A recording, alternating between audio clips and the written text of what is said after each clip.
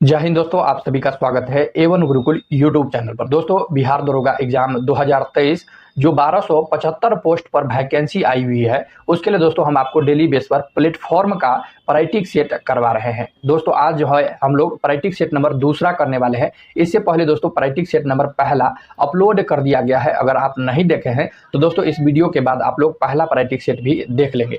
दोस्तों, चैनल पर जाकर इसका अलग से प्लेलिस्ट बना दिया गया है, आप लोग वहां से भी देख सकते हैं। और दोस्तों, इस वीडियो के डिस्क्रिप्शन बॉक्स में भी पहले प्रायोरिटी सेट का लिंक मिल जाएगा, तो आप लोग वहां से भी देख सकते हैं।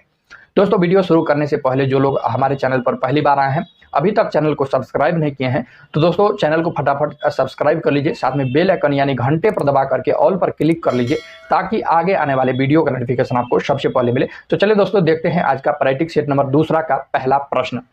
दोस्तों, बिहार दरोगा exam 2023 platform priority set number दूसरा का पहला प्रश्न है, राष्ट्रीय शिक्षा नीति 2020 का प्रारूप निम्न में से किसकी अध्यक्षता में गठित समिति द्वारा तैयार किया गया था?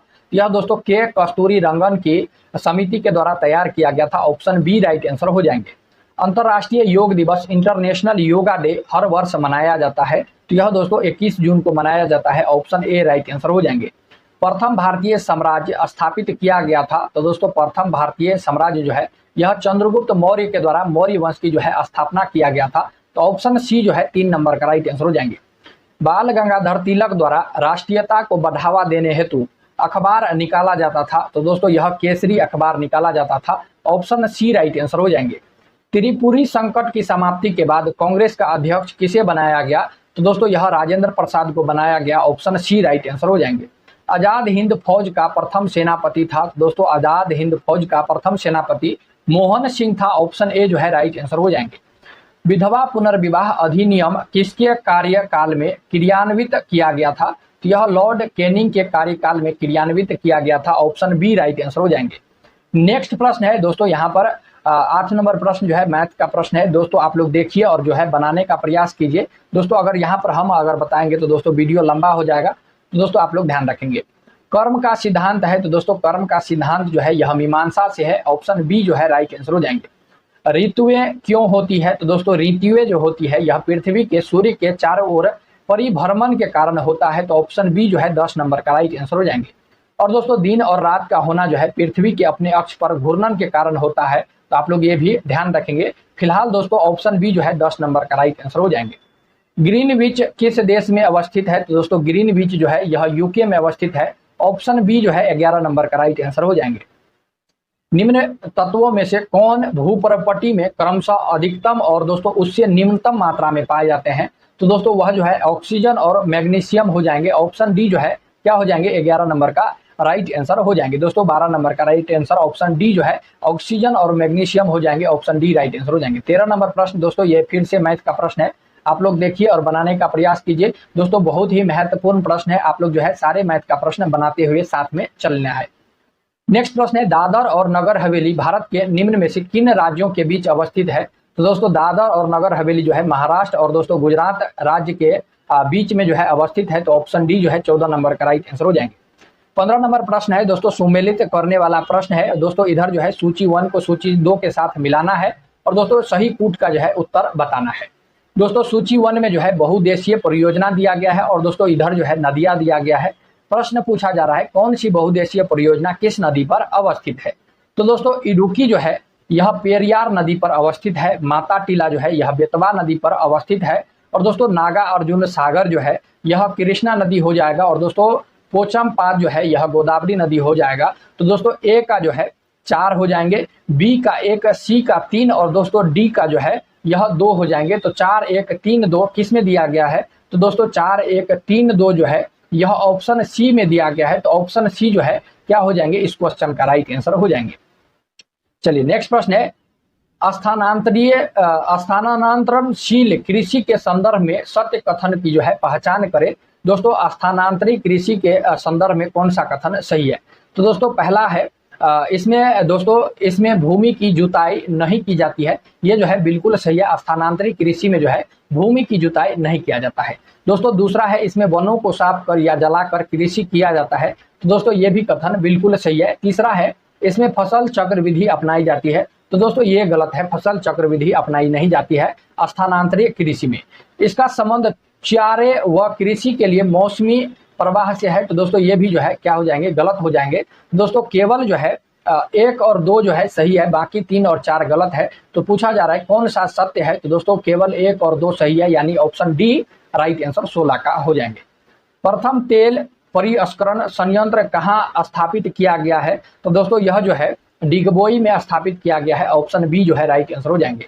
निम्नलिखित में से कौन एक राष्ट्रीय पार्क भारत में सर्वप्रथम स्थापित किया गया था, तो दोस्तों यह जिम कॉर्बेट नेशनल पार्क जो है स्थापित किया गया था। तो दोस्तों कॉर्बेट लिखा गया है, तो ऑप्शन बी जो है राइट आंसर हो जाएंगे।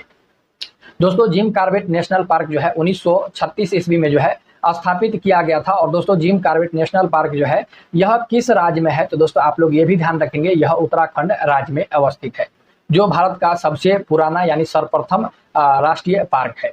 काली मिट्टी का विस्तार पाया जाता है, तो दोस्तों काली मिट्टी का विस्तार महाराष्ट्र, मध्य प्रदेश, गुजरात इन सभी राज्य में पाया जाता है, इसीलिए ऑप्शन डी जो है 19 नंबर का क्या हो जाएंगे, राइट आंसर हो जाएंगे। नेक्स्ट प्रश्न है, अम्लीय वर्षा पर्यावरण में निम्न प्रदूषण से होता है।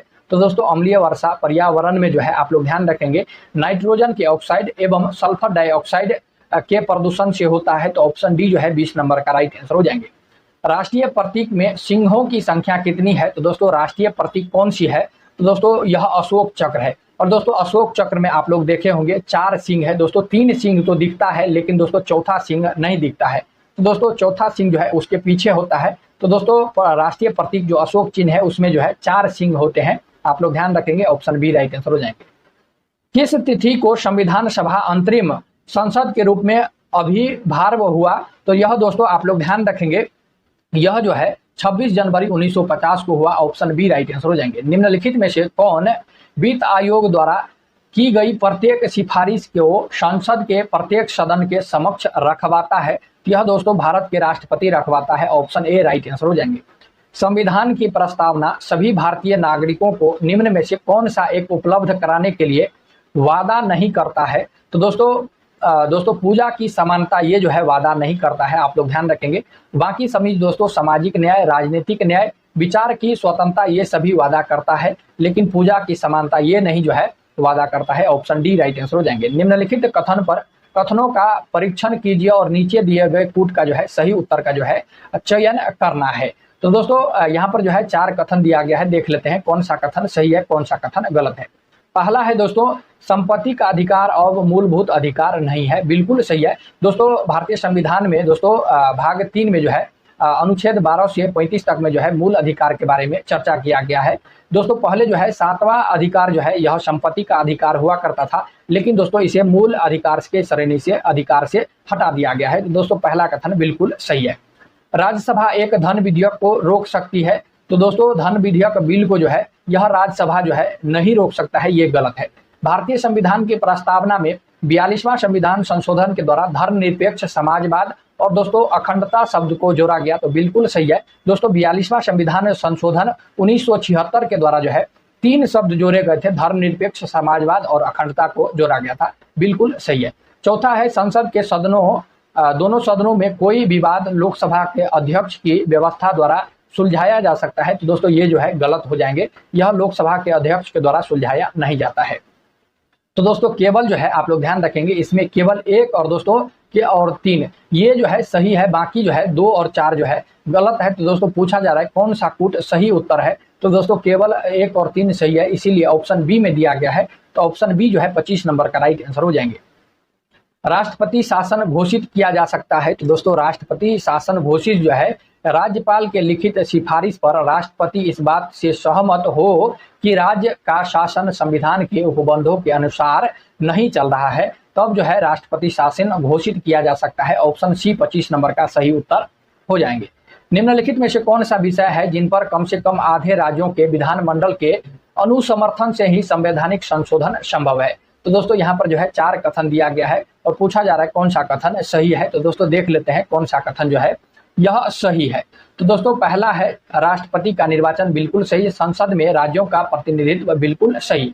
7वीं अनुसूची में कोई भी सूची, तो दोस्तों ये भी बिल्कुल सही है। किसी राज्य की विधान परिषद की समाप्ति, ये गलत है। तो दोस्तों केवल 1, 2 और 3 जो है यह सही है, तो दोस्तों चौथा गलत है। तो पूछा जा रहा है कौन सा सही है। तो दोस्तों 1, 2 और 3 सही है। ऑप्शन ए में दिया गया है, तो 27 का ऑप्शन ए राइट आंसर हो जाएंगे। ध्यानाकर्षण सूचना कॉलिंग अटेंशन के प्रावधान से निम्नलिखित में से किसके क्षेत्र को सीमित किया गया है। तो दोस्तों यह जो है अल्पावधि चर्चा को जो है सीमित किया गया है। ऑप्शन ए जो है राइट आंसर हो जाएंगे, अल्पावधि चर्चा। नेक्स्ट प्रश्न है, भारतीय अर्थव्यवस्था के उदारीकरण का अग्रदूत किसे कहा जाता है। तो दोस्तों अग्रदूत जो है यह डॉक्टर मनमोहन सिंह को कहा जाता है। ऑप्शन बी राइट आंसर हो जाएंगे। दोस्तों 30 नंबर प्रश्न मैथ का प्रश्न है, आप लोग देखिए और बनाने का भी प्रयास कीजिए। 31 नंबर प्रश्न है, नीति आयोग के संरचना से संबंधित सत्य कथन पर विचार कीजिए, कौन सा कथन सही है। तो दोस्तों 2 कथन दिया गया है, देख लेते हैं कौन सा कथन सही है, कौन सा कथन गलत है। गवर्निंग काउंसिल के सदस्य सभी मुख्यमंत्री केंद्र शासित प्रदेश में उपराज्यपाल प्रशासक होते हैं, बिल्कुल सही है। दूसरा है, नीति आयोग के पदेन सदस्य 7 केंद्रीय मंत्री होते हैं। तो दोस्तों ये जो है गलत है, 7 केंद्रीय मंत्री नहीं होते हैं दोस्तों, 4 केंद्रीय मंत्री होते हैं। तो दोस्तों ये जो है दूसरा नंबर गलत है, पहला नंबर सही है। तो पूछा जा रहा है कौन सा कथन सही है। दोस्तों केवल 1 सही है। अगर पूछता कौन सा गलत है तो दोस्तों केवल 2 गलत है। तो दोस्तों ऑप्शन जो है फिलहाल ऑप्शन बी जो है केवल 1 सही हो जाएंगे, ऑप्शन बी राइट आंसर हो जाएंगे। दोस्तों 32 नंबर प्रश्न जो है ये भी मैथ का प्रश्न है, आप लोग जो है बनाइए। नेक्स्ट प्रश्न है, भारत में बहुराष्ट्रीय कंपनियों को प्रोत्साहन देना बढ़ावा देना है। तो दोस्तों भारत में बहुराष्ट्रीय कंपनियों को प्रोत्साहन देना बढ़ावा देना जो है आप लोग ध्यान रखेंगे दोस्तों, यह निजीकरण नीति को, वैश्वीकरण नीति को और दोस्तों उदारीकरण नीति को जो है सभी नीतियों को बढ़ावा देना होता है, आप लोग ध्यान रखेंगे। इसीलिए ऑप्शन डी जो है 33 नंबर का राइट आंसर हो जाएंगे। नेक्स्ट प्रश्न है, भारतीय रुपया पूर्णतः परिवर्तनीय है। तो दोस्तों उपयुक्त में से कौन सा कथन सही है। तो दोस्तों 3 कथन है, भुगतान शेष पूंजी लेखा के संबंध में, और दोस्तों दूसरा है स्वर्ण में, दोस्तों तीसरा है भुगतान शेष चालू लेखा के संबंध में। तो दोस्तों आप लोग ध्यान रखेंगे भुगतान शेष पूंजी लेखा के संबंध में गलत है, स्वर्ण में ये भी गलत हो जाएंगे। दोस्तों भुगतान शेष चालू लाखा के संबंध में ये जो है बिल्कुल सही हो जाएंगे। तो दोस्तों पूछा जा रहा है कौन सा सही है, तो केवल 3 सही है, तो ऑप्शन सी राइट आंसर हो जाएंगे। अगर पूछता कौन सा गलत है तो 1 और 2 गलत है। सूची 1 को सूची 2 के साथ मिलान कीजिए और दोस्तों यहाँ पर जो है सही कूट का जो है उत्तर यहाँ पर बताना है। दोस्तों पहला में जो है सूची 1 में जो है यह वाद, नियम या दोस्तों सिद्धांत के बारे में दिया गया है, और दोस्तों इस सूची 2 में जो है वैज्ञानिक दिया गया है, कौन सा वैज्ञानिक किस सिद्धांत से संबंधित है। तो दोस्तों आप लोग ध्यान रखेंगे विद्युत चुंबक से जो है दोस्तों कौन संबंधित है। तो दोस्तों यह फराडे संबंधित है। आनुवांशिकता के सिद्धांत से जो है यह मेंडल जो है संबंधित है। जड़त्व के नियम से जो है दोस्तों यह न्यूटन जो है यह संबंधित हो जाएंगे। प्राकृतिक वर्णवाद से जो है यह डार्विन जो है संबंधित है। तो दोस्तों ए का जो है क्या हो जाएंगे, 2 हो जाएंगे, ए का 2, दोस्तों बी का 3, सी का 4 और दोस्तों डी का जो है 1 हो जाएंगे। तो 2 3 4 1, 2 3 4 1 ऑप्शन बी में दिया गया है। तो ऑप्शन बी जो है 35 नंबर का राइट आंसर हो जाएंगे। दोस्तों इस तरह का प्रश्न बेहद ही आसान होता है। अगर आपको एक इसमें से 2 का भी आंसर पता होगा तो आप लोग जो है एग्जाम में सही उत्तर लगा सकते हैं। उस तरह के प्रश्न आपको देख करके कंफ्यूज नहीं होना है। जब कठोर जल पूर्णतः वाष्पीकृत हो जाता है तो पात्र में सफेद ठोस बचा रह जाता है। यह निम्नलिखित में से किनकी उपस्थिति के कारण होता है। तो दोस्तों इनमें से किनकी उपस्थिति के कारण होता है। तो दोस्तों सभी के उपस्थिति के कारण होता है। कैल्शियम और मैग्नीशियम के कार्बोनेट, कैल्शियम और मैग्नीशियम के सल्फेट, और दोस्तों कैल्शियम और मैग्नीशियम के क्लोराइड के कारण होता है। दोस्तों सभी के कारण होता है। इसीलिए ऑप्शन डी जो है 36 नंबर का क्या हो जाएंगे, राइट आंसर हो जाएंगे। कैप्सूल का आवरण बना होता है। तो दोस्तों कैप्सूल का आवरण जो है यह स्टार्च का जो है बना होता है, स्टार्च का बना होता है। ऑप्शन डी राइट आंसर हो जाएंगे। वैद्युत अपघटन में ऑक्सीडेशन होता है। तो दोस्तों वैद्युत अपघटन में ऑक्सीकरण जो है, ऑक्सीडेशन जो है यह एनोड पर होता है। ऑप्शन बी जो है राइट आंसर हो जाएंगे। दोस्तों एनोड जो है यह धन आयन यानी पॉजिटिव होता है, कैथोड जो है निगेटिव होता है, आप लोग ध्यान रखेंगे। एथिलीन अणु की आकृति होती है। तो दोस्तों एथिलीन अणु की आकृति जो है समतल त्रिकोणीय होता है। ऑप्शन सी राइट आंसर हो जाएंगे। भारत का पहला रिमोट सेंसिंग सैटेलाइट छोड़ा गया था। तो दोस्तों भारत का पहला रिमोट सेंसिंग सैटेलाइट जो है यह बीकानेर से छोड़ा गया था। ऑप्शन ए राइट आंसर हो जाएंगे। निम्नलिखित में से कौन सा एक वह प्रोग्राम है जो उच्च स्तर भाषा को मशीन में बदलता है। यह दोस्तों संकलन यानी दोस्तों कंपाइलर है। ऑप्शन डी जो है 41 नंबर का राइट आंसर हो जाएंगे। दोस्तों ये जो है इस यौगिक का प्राथमिक अनुलग्न है। दोस्तों इस यौगिक का प्राथमिक अनुलग्न जो है दोस्तों यह इथीन हो जाएंगे, 2 इन हो जाएंगे, क्योंकि दोस्तों यहाँ पर जो है डबल बॉन्ड दिया गया है। दोस्तों आप लोगों ने पढ़े होंगे दोस्तों एल्केन, एल्कीन और दोस्तों एल्काइन। तो दोस्तों यह एल्कीन समूह से है, इसीलिए 2 इन हो जाएंगे। ऑप्शन सी जो है राइट आंसर हो जाएंगे। दोस्तों यह एल्कीन समूह से यौगिक है, इसीलिए ऑप्शन सी 2 इन हो जाएंगे। रडार का प्रयोग किया जाता है। तो दोस्तों रडार का प्रयोग रेडियो तरंग द्वारा वस्तुओं की उपस्थिति तथा अवस्थिति ज्ञात करने के लिए किया जाता है। ऑप्शन सी राइट आंसर हो जाएंगे। निम्नलिखित में से कौन सा तत्व मनुष्य में प्राकृतिक रूप में नहीं होता है? तो दोस्तों मनुष्य में प्राकृतिक रूप में जो है तांबा जैसा आयोडीन होता है, लेकिन दोस्तों सीसा नहीं होता है। ऑप्शन डी 44 का राइट आंसर हो जाएंगे। वह रेडियो समस्थानिक जिसे परिवहन तंत्र में खून के थक्के का पता लगाने हेतु प्रयोग में लाया जाता है वह है, तो दोस्तों वह जो है सोडियम 24 है। ऑप्शन डी राइट आंसर हो जाएंगे। एक प्रोटॉन तथा एक न्यूट्रॉन इलेक्ट्रॉन को जिनका वेग एक समान है, एक समान चुंबकीय क्षेत्र से होकर ले जाया जाता है। इस संदर्भ में निम्नलिखित कथन का सही उत्तर होगा। तो दोस्तों इसका सही उत्तर जो है प्रोटॉन तथा इलेक्ट्रॉन पर समान और विपरीत बल होते हैं, ये जो है सही कथन हो जाएंगे। तो ऑप्शन ए जो है 46 का राइट आंसर हो जाएंगे। नेक्स्ट प्रश्न है, नवजात शिशु को ट्रिपल एंटीजन वैक्सीन निम्नलिखित में से किन रोग के प्रतिरक्षित के लिए लगाई जाती है? तो दोस्तों आप लोग जो है ध्यान रखेंगे, यह जो है कुकुर खांसी, टेटनस और दोस्तों डिप्थीरिया रोग के प्रतिरक्षित करने के लिए नवजात शिशु को जो है ट्रिपल एंटीजन वैक्सीन दिया जाता है। ऑप्शन बी राइट आंसर हो जाएंगे।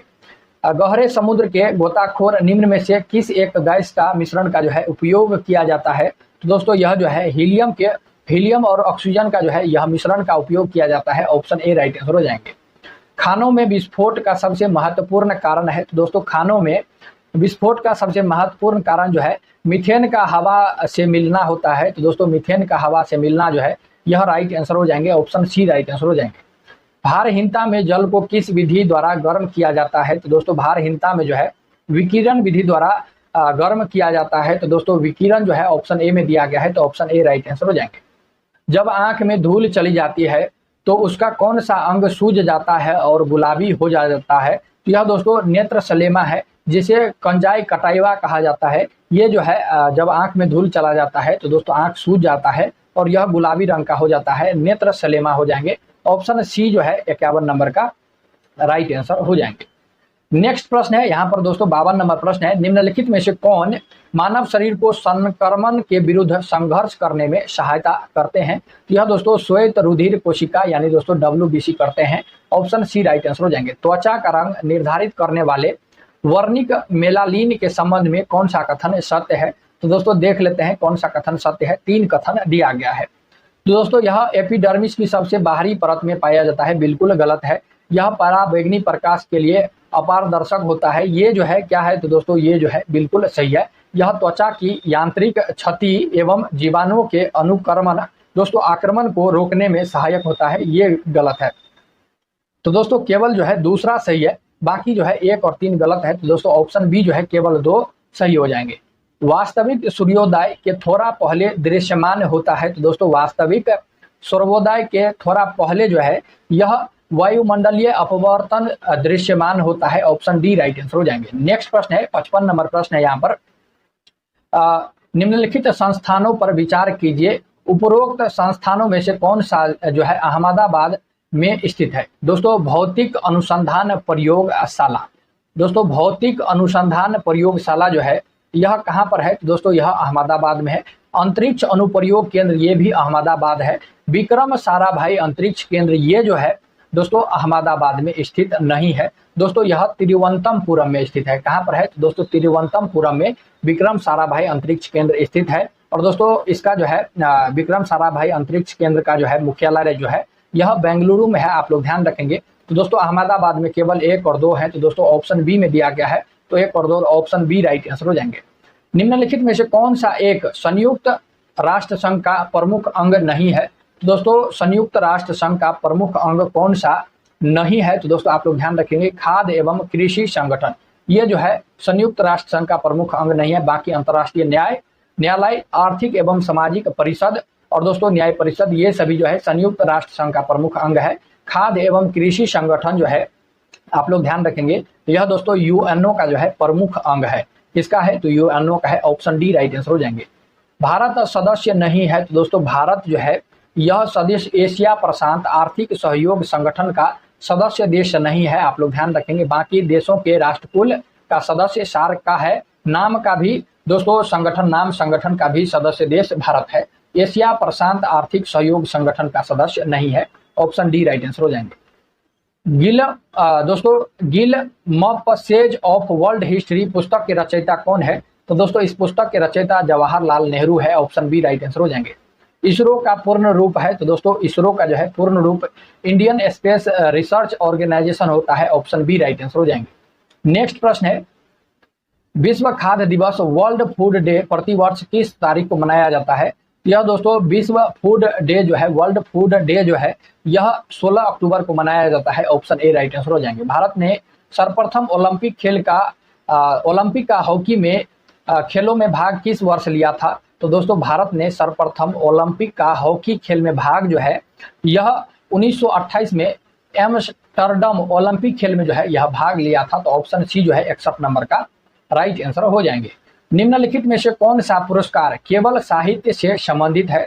तो दोस्तों केवल साहित्य से संबंधित जो है यह ज्ञानपीठ पुरस्कार है। ऑप्शन डी राइट आंसर हो जाएंगे। भारत में सूफी संप्रदाय का संस्थापक किसे माना जाता है? तो दोस्तों भारत में सूफी संप्रदाय का दोस्तों संस्थापक जो है ख्वाजा मोइनुद्दीन चिश्ती को माना जाता है। तो option Khwaja Moinuddin Chishti right answer हो जाएंगे। ऑप्शन डी राइट आंसर हो जाएंगे। दोस्तों 64 नंबर प्रश्न जो है आसान सा मैथ का प्रश्न है। आप लोग जो है बना सकते हैं। सिंपल इंटरेस्ट का प्रश्न है। भारत में शहरी जनसंख्या प्रतिशत है तो दोस्तों भारत में शहरी जनसंख्या प्रतिशत जो है 31.16% है। ऑप्शन ए राइट आंसर हो जाएंगे। डीएनए में पॉलीमरेज एंजाइम किसके संश्लेषण में काम आता है? तो दोस्तों यह जो है आप लोग ध्यान रखेंगे यह न्यूक्लियोटाइड्स में जो है यह संश्लेषण में काम आता है। तो ऑप्शन सी जो है राइट आंसर हो जाएंगे। कर को प्रतिगामी तब कहा जाता है जब उसका भार होता है। तो दोस्तों आप लोग ध्यान रखेंगे तब जो है अमीरों की तुलना में गरीब पर बहुत अधिक पड़े उसे जो है कर को प्रतिगामी तब जो है कहा जाता है। ऑप्शन सी जो है 67 का राइट आंसर हो जाएंगे। निम्नलिखित में से कौन ग्रीन हाउस गैस प्रभाव में योगदान नहीं करता है? तो दोस्तों कौन जो है गैस जो है ग्रीन हाउस प्रभाव में जो है यह योगदान नहीं देता है? तो यह दोस्तों सल्फर डाइऑक्साइड है। SO2 है। ऑप्शन सी राइट आंसर हो जाएंगे। बाकी ओजोन, मीथेन और दोस्तों कार्बन डाइऑक्साइड ग्रीन हाउस प्रभाव में जो है योगदान देता है। ग्लोबल 500 पुरस्कार दिए जाते हैं तो दोस्तों ये जो है पर्यावरण प्रतिरक्षा के लिए दिया जाता है। ऑप्शन ए राइट आंसर हो जाएंगे। निम्नलिखित में से किस स्तंभ अभिलेख में वासुदेव कृष्ण का प्रारंभिक उल्लेख पाया जाता है? तो यह दोस्तों गरुड़ स्तंभ अभिलेख में पाया जाता है। ऑप्शन ए जो है इस क्वेश्चन का राइट आंसर हो जाएंगे। नेक्स्ट प्रश्न है 71 नंबर प्रश्न है। यहाँ पर दोस्तों रेखा गणित संबंधी सिद्धांतों के प्रतिपादन तथा विकास का प्रधान श्रेय निम्न में से किसे दिया जाता है? यह दोस्तों बौधायन को दिया जाता है। ऑप्शन डी राइट आंसर हो जाएंगे। महमूद गजनवी के आक्रमण के समय कौन प्रसिद्ध लेखक उसके साथ भारत आया था? तो दोस्तों उसके साथ जो है अलबरूनी जो है भारत आया था। बहुत ही महत्वपूर्ण प्रश्न। ये प्रश्न जो है बिहार पुलिस और दोस्तों बिहार दरोगा में कई बार रिपीट किया गया है।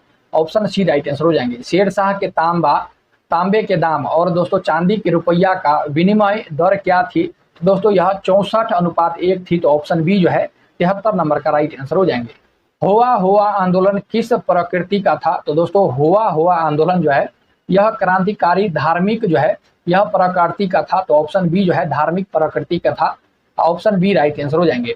मार्च 1946 ईस्वी में फ्रांस एवं वियतनाम के बीच होने वाला समझौता किस नाम से जाना जाता है? तो यह दोस्तों हनोई समझौता के नाम से जाना जाता है। ऑप्शन सी हनोई समझौता राइट आंसर हो जाएंगे।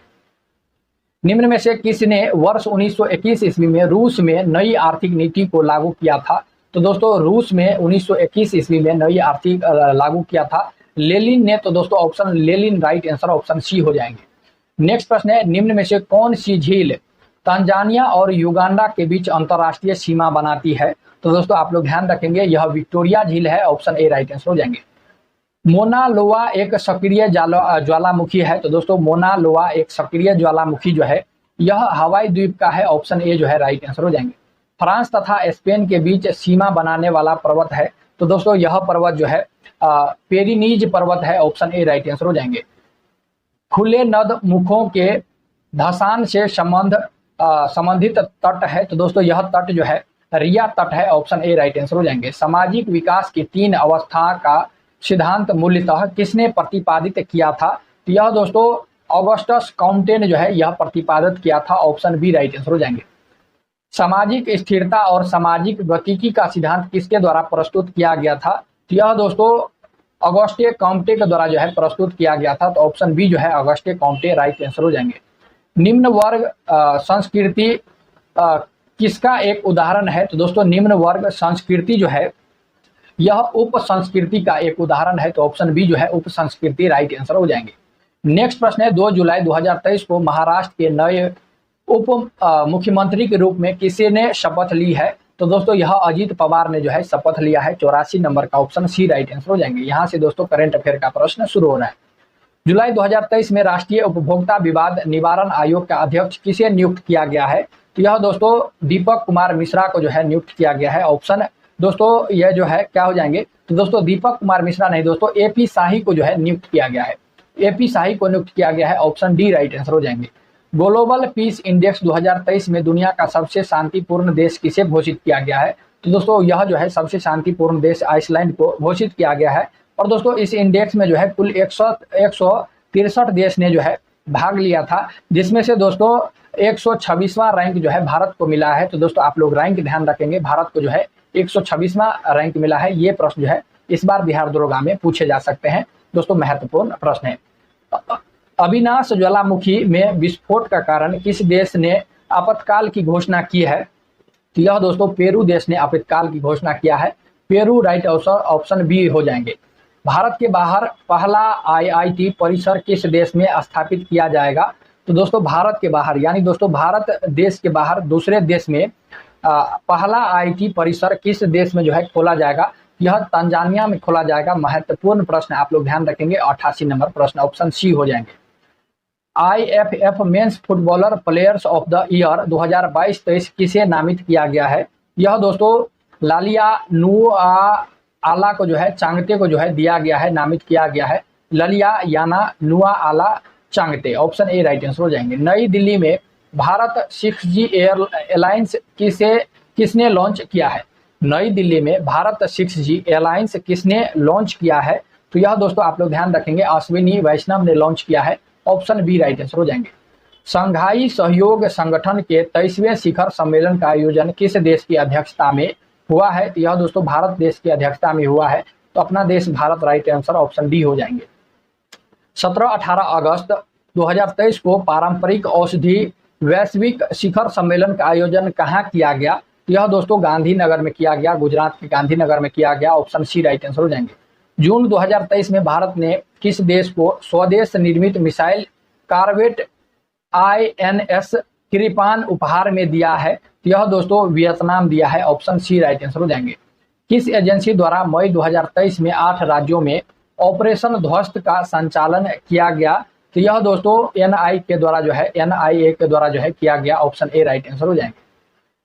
युगे युगीन भारत राष्ट्रीय संग्रहालय किस राज्य या केंद्र शासित प्रदेश में स्थापित किया जाएगा? यह दोस्तों नई दिल्ली में जो है स्थापित किया जाएगा। ऑप्शन सी राइट आंसर हो जाएंगे। जग्गा नानानुक चेबुंदम कार्यक्रम किस राज्य में चलाया गया है? तो यह दोस्तों कार्यक्रम जो है आंध्र प्रदेश में चलाया गया है। ऑप्शन ए राइट आंसर हो जाएंगे। 3D printed super alloy GRX 810 किस देश ने विकसित किया है? यह दोस्तों अमेरिका देश ने विकसित किया है। ऑप्शन डी राइट आंसर हो जाएंगे। किस भारत राज्य ने डॉक्टर BR अम्बेडकर पुरस्कार की घोषणा किया है? दोस्तों डॉक्टर BR अम्बेडकर पुरस्कार की घोषणा जो है यह तेलंगाना राज्य ने किया है। ऑप्शन सी राइट आंसर हो जाएंगे।